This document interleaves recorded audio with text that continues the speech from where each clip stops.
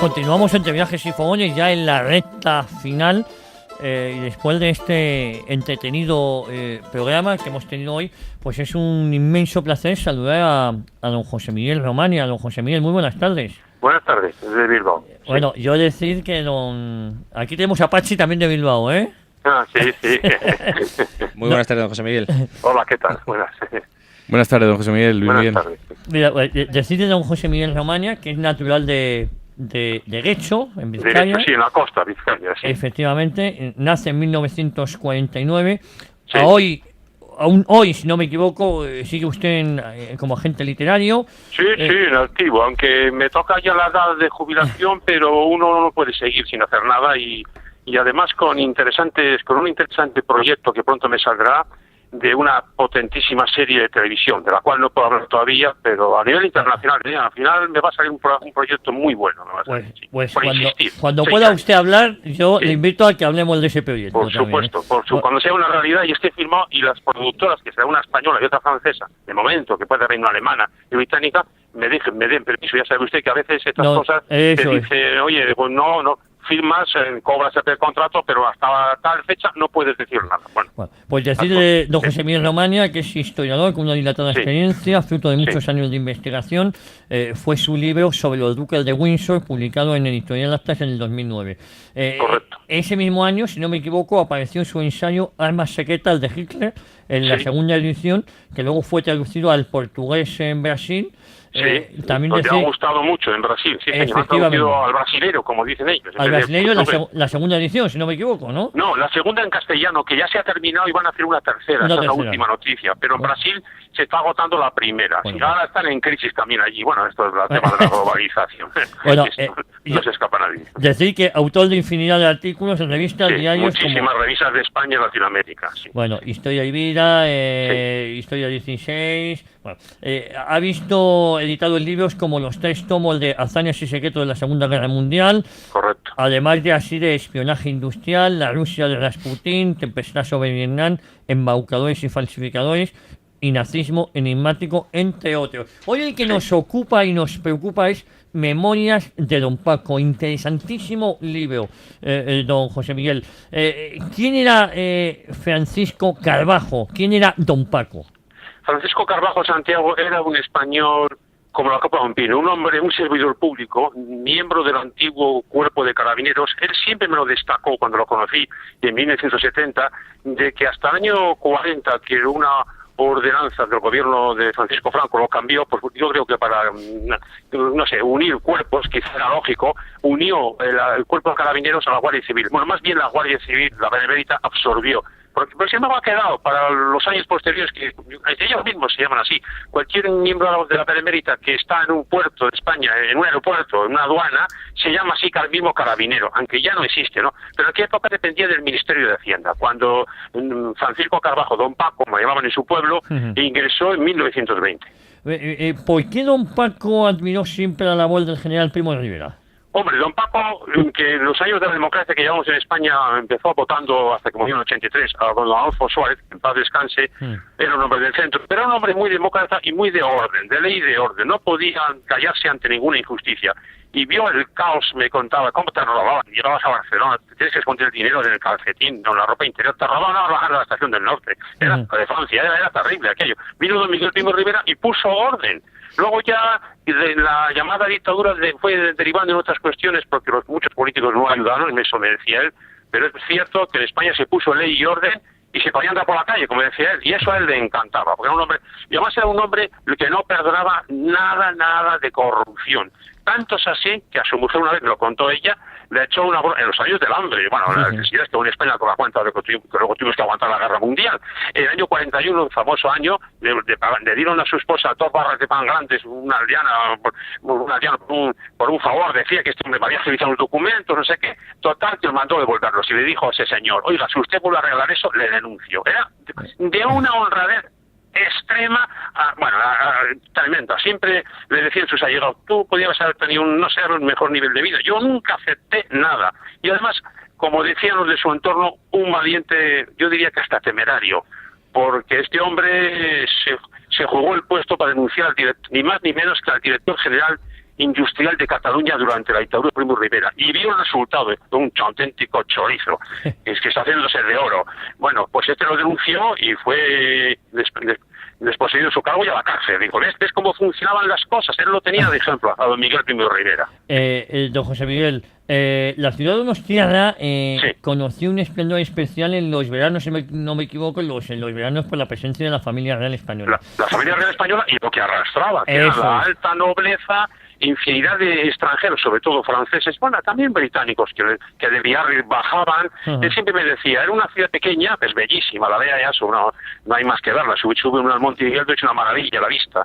Tenían zarzuela, carreras de caballos en las artes, teatro, iban sin escolta, prácticamente ni los políticos le dice la reina madre, doña María Cristina, solo iba un policía municipal detrás de ella y su ama, una dama de compañía. Te tropezabas con cualquiera de la Casa Real, con una naturalidad, todo, una paz, una tranquilidad. Había un nivel de vida. Él vivió, don Paco, los mejores años de su vida en San Sebastián. Luego ya vino la Arburio, la Guerra Civil y aquello cambió. Pero vivió una especie de pop en San Sebastián. Y tuvo la inmensa suerte por un cura del pueblo natal de él, que es una pequeña aldea, Fornillos de Aliste, cerca de Alcañices, en Zamora, unos 20 kilómetros de la frontera portuguesa, que era muy rico y era íntimo amigo del marqués de Alcañices. Y ya sabe usted, de un noble, don Paco pasó a otro. El marqués de Alcañices era íntimo amigo, pero íntimo amigo del duque Sotomayor, camarero mayor, no especie mayordomo mayor de la reina María Cristina, y a su vez futuro consuelo del duque de Alba. Total, que don Paco, siendo un simple caballero, acabó en el yate del duque de Alba. Claro, o sea, se hizo amigo de todos estos nobles. Eso es lo que le iba a preguntar, ¿cómo llega a ser amigo de todos estos nobles un simple carabinero, no? Pasó al marqués de Alcañices, por cierto, el cura como se jugaba los cuartos en la ruleta, en el casino, lo de San Sebastián con 2 casinos, aquello era un mundo de película. Y tuvo esa suerte, luego fue destinado a Endaya, eso es Francia, a Zumaya, y allí tuvo la suerte de contratar, vigilaba la playa donde estaba la casa, que hoy en día es un bonito museo, del gran pintor Ignacio Zuloaga, pues se hizo amigo de él. Luego en el Vendrell en Tarragona se hizo amigo de la mujer de Blasco Ibáñez porque coincidió con ella de la zona que él vigilaba. O sea, fue conociendo a gente famosa, pues por amistades o por simples casualidades del destino, ¿no? Don José Miguel, algo nos ha contado ya de la extrema honradez de este señor. Sí. ¿Podría incluso añadir algo más de lo que este señor hacía con respecto a la... Este señor, con su honradez y que era un auténtico patriota, impidió, no lo recojo en el libro de historia por desgracia, pero si algún superviviente se acordará, impidió que los anarquistas quemaran Rentería. Acabamos de quemar Irún. Se jugó la vida. A mí me daba, yo me lanzaba y así es. Y luego 700 presos de derechas, políticos de derechas, le dieron la vida en San Pedro de Galdames, enfrentándose otra vez a los anarquistas, que me decía don Paco, estos que venían de Asturias, que jamás quemaron nada en Asturias, eso es una gran verdad. No, y Asturias es una tierra maravillosa, pero esta gente querían quemarlo todo en la casa del vecino. Y en una guerra civil todos perdemos si se queman las cosas, porque los obreros tienen que, les decía los de Rentería, mañana vais a venir a trabajar a los talleres y todo quemado, todo, pero ¿de qué vais a vivir? Pues claro, es que era lógico, ¿no? Y se jugó la vida 2 veces. Bueno, le faltó poco para que le intentó sublevarse y pasarse al bando nacional y le pillaron y le iban a fusilar cuando el gobernador militar, teniente Antonio Ortega, que había sido su jefe en Irún, le vio y dijo, Paco, ¿qué haces en ese camión? Que me llevan a darme el paseillo. Y le salvó in extremis. La vida de esa, usted, dependía de un hilo, ¿no? En aquella época, ¿no? Siempre fue un hombre que incluso cuando fue elegido alcalde de su pueblo, luego dimitió porque vio una corruptela que fuera pequeña, una carretera que les había duplicado el presupuesto, y ya les dijo, para perder la poca dignidad que me pueda quedar, yo me voy. Luego tuvo un final, digamos, triste en el cuerpo de carabineros, porque en los años 44, envidias dentro del propio cuerpo, él así lo decía él, pues a los que habían estado en la llamada zona republicana o roja, pues trataron de aparte, y que estaban libres de crímenes y de todo, habían sido ya depurados con todos los honores. Bueno, pues quisieron ascender puestos y a este le investigaron otra vez y dijo, me voy ya, harto ya de que no haya personas rectas, honradas, porque se consideraba un servidor público y con su sueldo le bastaba y le sobraba. Era así, tenía esa ética y a toda su familia, digamos que se la dejó como ejemplo y tesoro. Es el orgullo de la familia por ello. Don José Miguel, a lo largo de las páginas de este libro aparecen personajes importantes de ese momento histórico. En una batería rápida de preguntas, muy breve, ¿nos puede decir la opinión que tenía don Paco de los siguientes personajes? General Valeriano Weiner. Baylor. Bueno, pues este hombre era una bestia en el buen sentido. Era un general prusiano durísimo, pero para él mismo, que era capaz de meter un paquete al que tenía debajo, aunque fuera un coronel, un general. El general que ha tenido mayor trayectoria en el ejército español, que más años ha estado de general, bueno, es récord mundial. Le conoció siendo ya muy mayor, pero le llamaban el tigre de Manigú, algo así.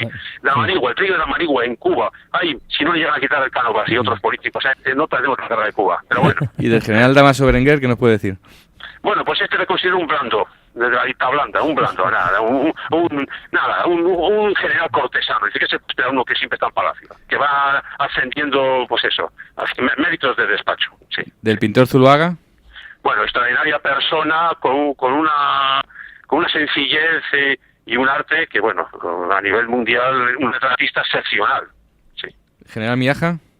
Pues un hombre muy sencillo, que luego le vino grande, quizás dijo el papel que le tocó en nuestra guerra civil. Cuando le conocí yo acababa de ascender a general de brigada y era un hombre que no tenía ambiciones de nada. Y bueno, pues luego le tocó hacer el papel que hizo en la guerra civil. ¿Indalecio Prieto? Indalecio Prieto él tenía buena política aparte, porque luego no le gustó lo que el hijo de Prieto, el dinero que se gastó con el yate Evita y lo que robó en México, el dinero que se dieron allí los socialistas. Pero en cuanto a Prieto, el ministro de Hacienda le cayó bien porque se preocupó mucho de los carabineros. Dos cosas: les subió el sueldo e impidió que hicieran guardias tan largas de 14 y 16 horas, que era inhumano. Muy bien. ¿Del Endacari José Antonio Aguirre? Pues que, como buen católico que era, impidió muchas barbaridades que querían hacer los anarquistas en Bilbao, en Vizcaya, sí, cuando la guerra, muchas. ¿José Antonio Primo de Rivera? Pues una persona que le leía los artículos, decía, muy inteligente, de gran visión, un gran patriota, pero que el destino le jugó una mala pasada. Y finalmente, don Francisco Franco. Bueno, pues él creía que don Paco iba a regresar la democracia por medio de la monarquía constitucional, como hoy tenemos, afortunadamente, y nunca estuvo de acuerdo que se perpetuara en el poder, que tenía que haber dejado paso a don Juan de Borbón en este caso, el abuelo del actual rey de España, claro. Pues don José Miguel, ha sido un placer tenerla aquí y recomendamos este interesantísimo libro, Memorias de don Paco, que hay que decir que estas memorias fueron grabadas en un magnetófono allá por agosto de 1977, ¿no? Sí, un agosto muy lluvioso y que luego fue presentado.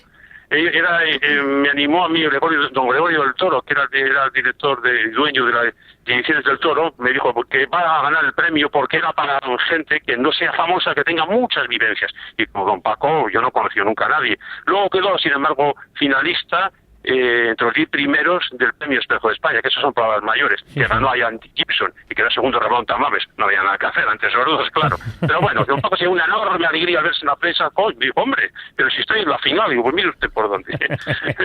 No ha estado olvidado muchos años, yo lo he retocado otra vez, me animó a hacerlo don Luis Valiente, el director de Actas, sí. Y aquí está. Es un ejemplo, como escribí yo al director de la revista que tiene la Guardia Civil, un ejemplo para el cuerpo de la Benemérita y un ejemplo como español patriota y una coherencia. Bueno, este hombre se asustaría con ver la corrupción que tenemos a muchos niveles en España. Se vuelve a meter en la tumba, vamos.